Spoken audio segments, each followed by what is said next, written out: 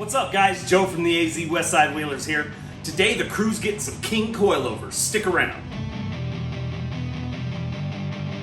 We are here today with one of our crew members, Levi, and he is going to be putting some badass stuff on this Jeep. This Jeep is getting an Evo Enforcer Stage 3 coilover kit. It's got the king coilovers, comes with it's a bolt-on coilover kit, so there's no welding required. Lots of cutting, no welding. Should be a pretty good kit. We're going to try and give you a decent install on it today, show you how these things work. So what do you think, Levi? I'm really happy with the company so far. Everything's shipped really nice. Everything's here. All super heavy duty stuff. I mean, you can't pick up hardly anything in here without,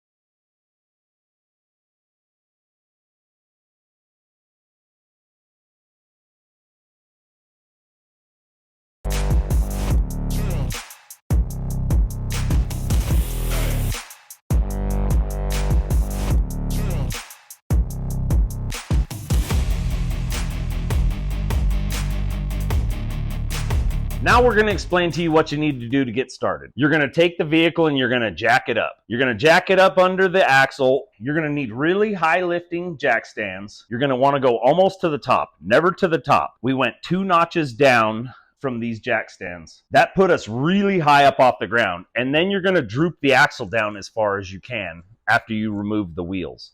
So to do that, you need to remove your sway bar end links and your shocks. At the same time, you're also going to be mindful of your ABS lines. This stuff's going to need to be pulled out. See how that just slips right out?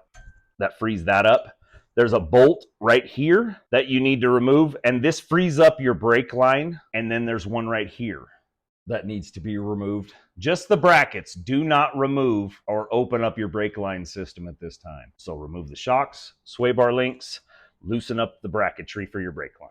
Then we're going to droop this axle down and get started on the next part. Okay, now you've got your sway bars disconnected, your shocks are disconnected and removed, your brake lines are loose, your breather tube you need to remove. Looks like we're on something here. Okay, I think we're maxed out on our components. So what we're going to have to do is we're going to have to crack loose control arm bolt. The track bar bolt, we'll remove it on this side because it's part of the kit, and that should free us up.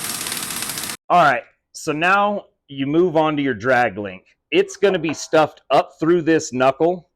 It's going to take a 21 millimeter here and a 15 on the other side. So what you're going to do is you're going to loosen this all the way and leave just a little bit of the nut on top so it doesn't fall out completely out. You can either smack right here with a hammer, or you can smack on top of the nut. You don't necessarily want to smack on this end if you're going to be keeping it, but we're going to be tossing this out, so it's not a big deal. Back on this end, that's going to be where your 15 millimeter is. You only want to loosen one side of the clamp, and then this is going to twist out. Should pull right out, and away you go. It's got a lot of threads, lots of twisting to do. So you're going to twist it 100 times and then you'll be out. And then you can move on to your next step. I'm going to kind of give you a little recap of what we've gone through and some of what we've done in case you've missed out or I've missed out on showing you some things. So we started out by jacking the vehicle up like normal. You droop out the front axle. You're going to be removing all of your control arms one at a time. These control arms need to be moved one at a time.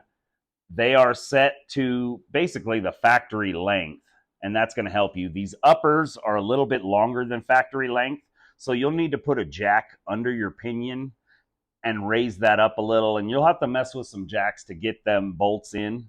But once you get those in, you can torque everything to spec except for these uppers. Those are stock bushings. Those can't be done. We had to remove the drive shaft to get enough down travel to get everything out and working the way we want.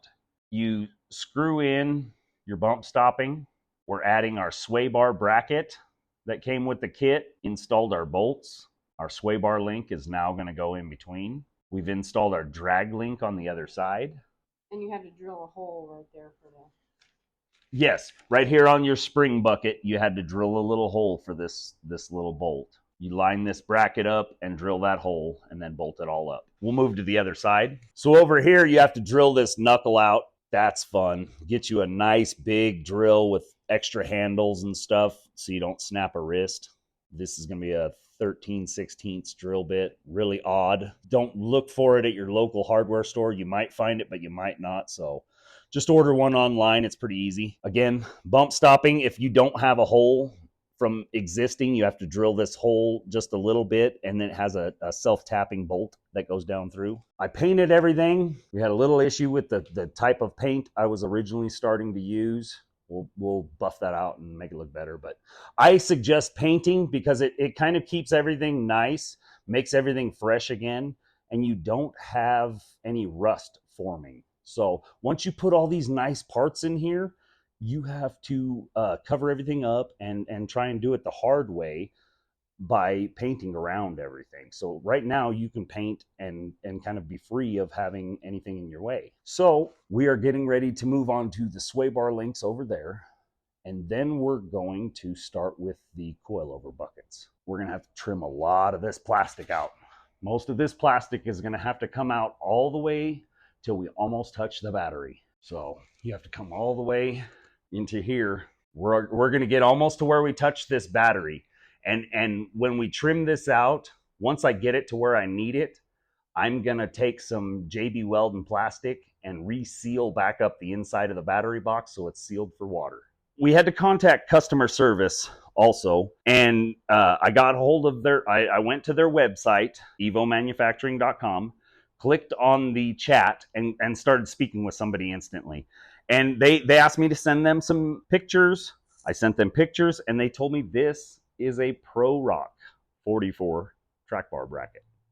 So they're going to try and get one out to us as soon as possible. He's going to let me know Monday as soon as they can ship. Of course, it was the weekend starting. So he's going to let us know as quick as they can get one out, but they're going to ship us one right away. It happens. I mean, there's hundreds of thousands of kits being put together. Track bar brackets look almost identical. The other one has a hole right here and is maybe an inch longer. I mean, they're almost identical. One hole and an inch longer, they look the same. So we're trying to figure out what's going on. It says to reuse factory hardware. This Jeep had a 2.5-inch budget spring lift, which means when you do that, you take the rear sway bar links and move them to the front. Well, the rear sway bar links don't have 2 bolts. They have a bolt and a stud with a nut. So you might have to get a little extra hardware if you've already had some modifications. If your Jeep's not completely stock. This thing was pretty close to stock with just a small little budget lift. But if not, you're gonna need to get some hardware. All right, so here we are on the passenger side, and I'm starting to get into the battery box area. So we've trimmed out as much as we can before then. Right here, I'm having to get into the battery box area. This hole, I had somebody shine a light so we could actually see through. We removed the battery so we didn't hit anything. So now I'm gonna just eat into this as far as I have to. We'll get the piece in place, and then I'm gonna build, I'll probably put some plastic in there and JB Weld a new inner section so it doesn't mess it all up. So we've been using the Dremel and a flap wheel. Flap wheels work pretty well. Killian mowed a bunch of that out. It just kind of helps flap it down. I don't know what's flat. We had ordered a couple. I've had a big spot on your toes and your eyelashes.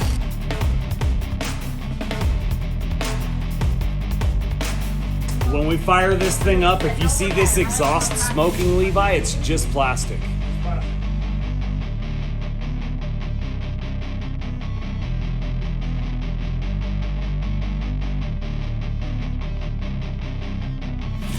The moment you've all been waiting for. All the King coiloverness. This is where the badass happens, right here. So they call it a coilover because it is coil springs over a shock. This is going to be a remote reservoir The rear is a piggyback reservoir, so that just basically mounts to the side without this hose. This hose is what makes it a remote reservoir. So these are gonna go in your now new location, right up in there. There's gonna be a left and a right. Your hose is gonna face this way because it's gonna mount in place your reservoir right over here.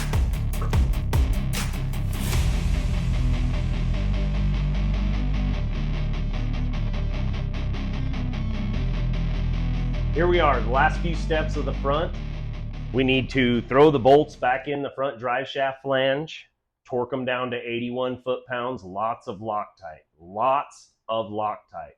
They use tons of blue. They come out almost looking blue. We're gonna use orange, and I'm gonna put it back in the same fashion. Next, we're going to put the wheels and tires back on, and then you're gonna wanna flex test and make sure there's no clearancing issues. We preset our preload at 2 inches. Now, the reason we did that is because we already know we're gonna want quite a bit of ride height, and after watching a lot of the GenRight videos on shocks, coilover shocks, that's kind of where we're gonna sit. We're gonna take these inner rings to about, when it's sitting at ride height, we're gonna want about 1 inch above this plastic center divider. So once we get it at ride height, we'll set this inner ring and then lock it back down. You need to torque the upper control arm bolts to 75 foot-pounds on the axle. Those can't be done when the vehicle's in the air. Those have to be done on the ride height because they're a stock bushing and they will bind. Once you've got all that done, we're leaving the brake lines until last. We're gonna flip the Jeep around in here, and then we're gonna back it right in, and we're gonna do the rear, and then we'll get all the brake lines at one time. Otherwise, if you're gonna do it differently, you could do the brake lines at this time, but you will have to bleed twice if you don't have room to work all the way around in your garage. We don't have room to work on the rear in here. We can only do one side at a time. So once you've gotten that part of it, you'll need to set it back down on the ground. You can do some adjusting in your control arms if you need to get it a little better angled until you can flip it around and move on to the rear. We appreciate you sticking along for this long install. It's been in-depth. The instructions have been really well. They could have used a lot more pictures. I mean, if you know how to read the instructions and can figure it out, they're not bad. The instructions are pretty well. But I would have killed for about 50 more pictures, like really killed for them, because sometimes you kind of had to think about it for a minute, which is okay. But for somebody doing it at home, it can be a little daunting. Just so you know, it might be something you want to take to a shop. This is pretty in-depth. I mean, this is a little more than just throwing on a puck lift and going down the road. So we appreciate you sticking along. Hope you've enjoyed this. If you do, like, comment, subscribe, and we will see you on the next one.